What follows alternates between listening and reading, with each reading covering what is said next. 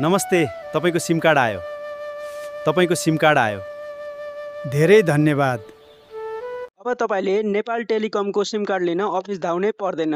अब SIM card सिधै तपाईँको घरमा आइपुग्ने भएको छ। नेपाल टेलिकम र हुलाक सेवा बीच नयाँ सम्झौता भएको छ।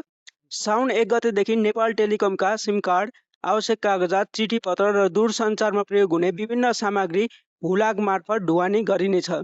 यसको अर्थ अब ग्राहकले चाहेमा सिम कार्ड लगायतका सामग्री घर दैलोमै प्राप्त गर्न सक्नेछन्।